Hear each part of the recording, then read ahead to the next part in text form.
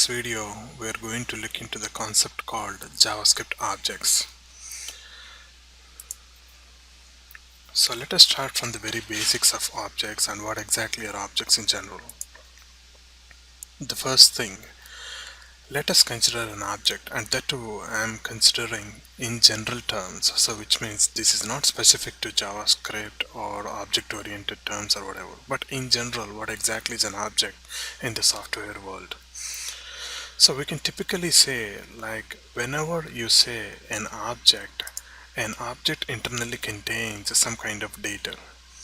So whenever I say data, it is nothing but some kind of information which will be associated to that particular object, and usually it is private to the object. But it could be sometimes exposed outside the borders of the object too. But in general, information is supposed to be as private as possible within the boundaries of the object in such a way that no other world can access data directly, as because that particular data will be sitting inside the object. If the data itself is inside the object, how do we fetch the information outside, from outside? And how do we put some information to this particular data which is inside the object?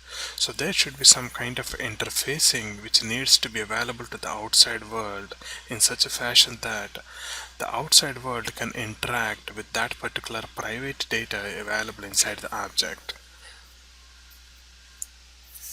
Now let us see on how the interfacing is going to work like. So for example, a particular object can expose certain kind of interfaces to the outside world, and the outside world can actually manipulate this particular data through the interface. So whenever I say manipulate, the first thing is that it can assign the data, or it can fetch the data, or it can calculate and compute more and more information by using the same data, but using that particular data only through the interfacing provided.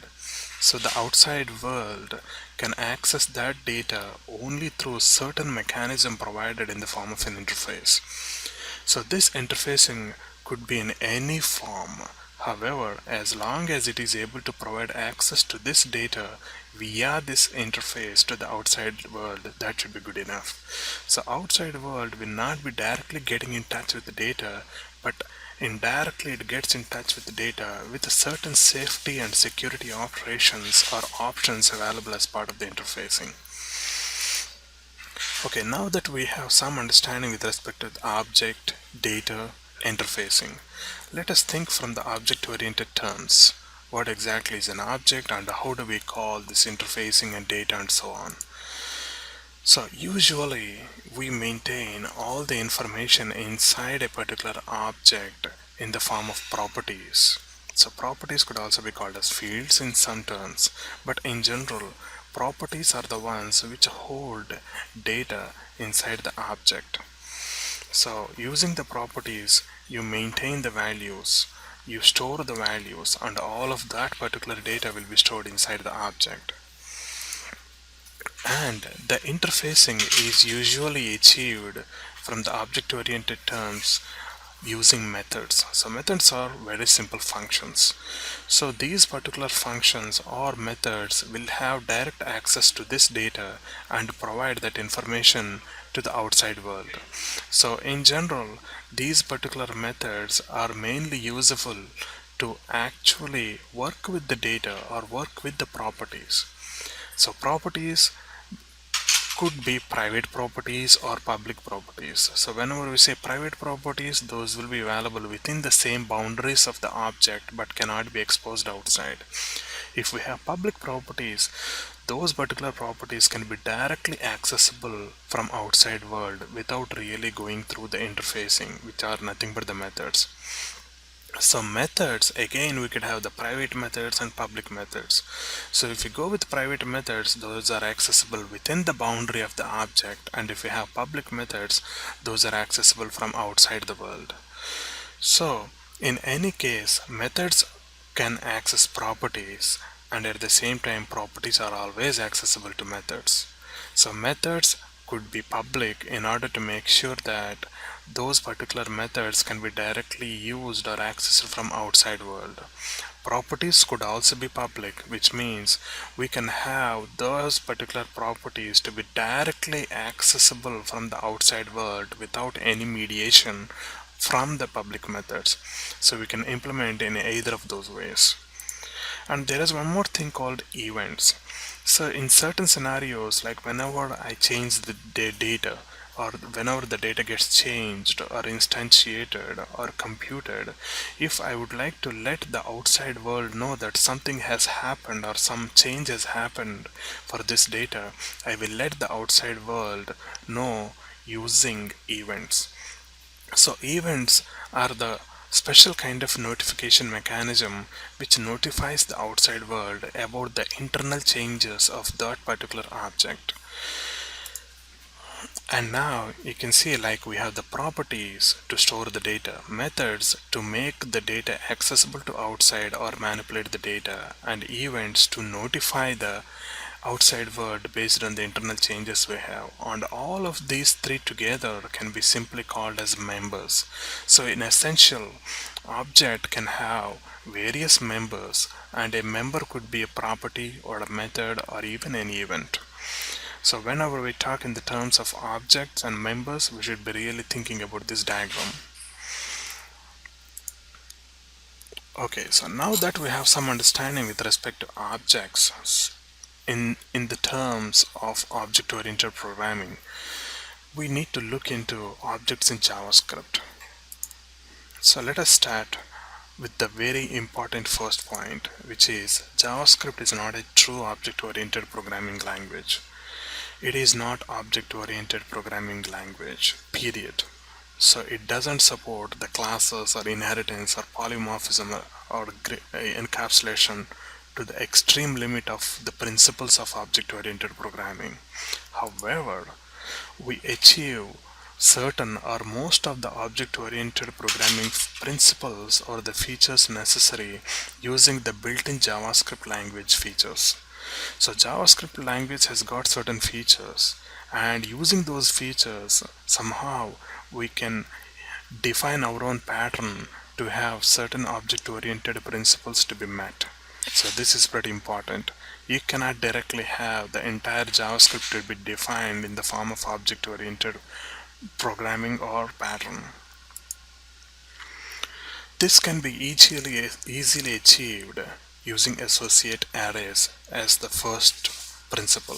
So which means, if you have followed my previous videos, an associative array is nothing but a simple array.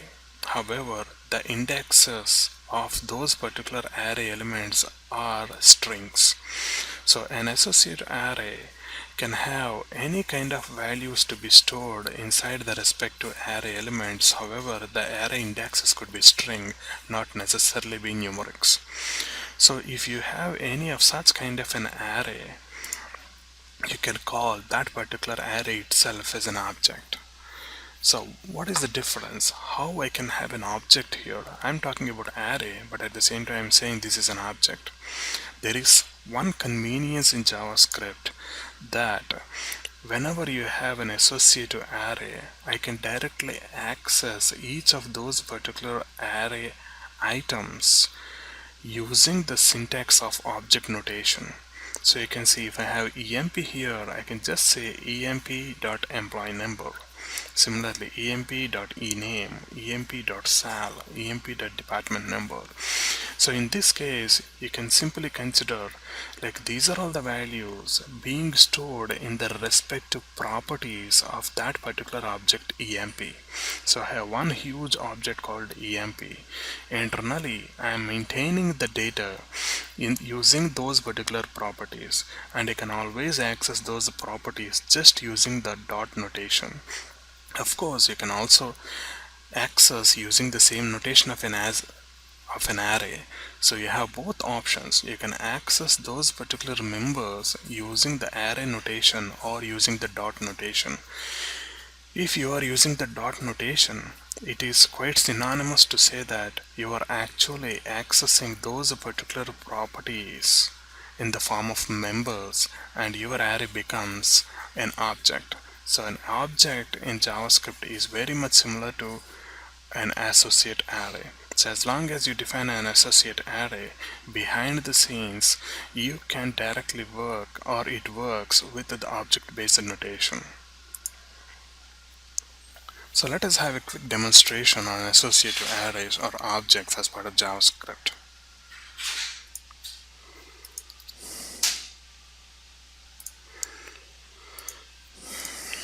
So let me open my WebStorm. You can use any editor.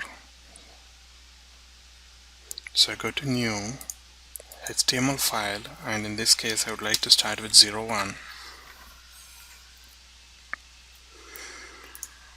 So let me start with some script, and inside the script I would like to have an array, and the array name itself is emp. You can put array, ARY, or emp. So in this case, just for my convenience, I am using emp. And now I can say emp of employee number equal to 1001. So what I'm saying is I would like to have this particular value to be stored in this array element of that particular array. So the array element is being identified with this array index. However, the array index is currently being notated with respect to the string, but not indexed numeric index array. So it is not numerically indexed array, it is string based indexed array. And now let us have something like another one called as ename, and in this case I would like to say jag. And similarly I might want to have another one called sal, and similarly I might want to have another one called the department number, something like this. And now I have various values already stored as part of the array. And now in order to retrieve any of that information, I can just say emp of employee number. So which means I'm saying that I would like to get the value of this particular location, the value available at this location, which is nothing but 1001. And let me add further, so something like this. Now I would like to have another one called ename, and again, okay, so I'm missing a, okay, so next I would also like to go for emp, and in this case I would like to have the salary plus a comma and then something else, emp of department number. So this is my easiest way in order to get a particular array to be displayed. So which means I am accessing each of those elements individually as part of the same alert statement. So the first value of employee number, which is nothing but this, concatenated with comma, concatenated with the jag, again with comma, and 5400 comma 10. So let us quickly run this and ensure that it is working fine.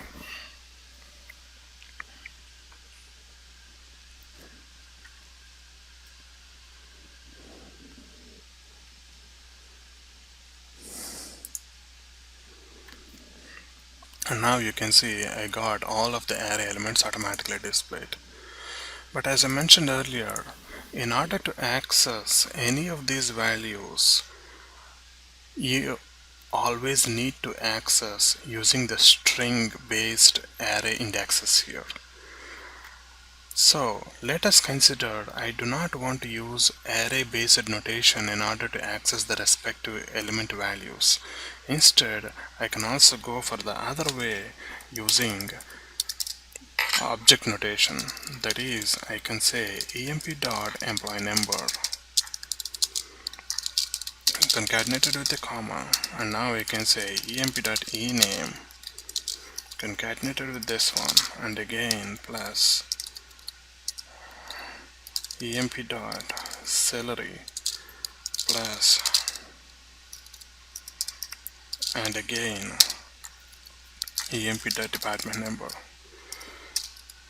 So instead of using array based notation to access the respective element values, I am using dot based notation. So let us see if this is going to work. And there we go, even this one works with no problems. So this is pretty much important. Like whenever you have an associate array, so whenever I say associate array, an array containing the elements with the string based indexes, you can always access those string based elements, string based index based elements using the object dot member notation. So whenever you are going with the dot notation, you are essentially using object syntax. So object syntax means object dot member.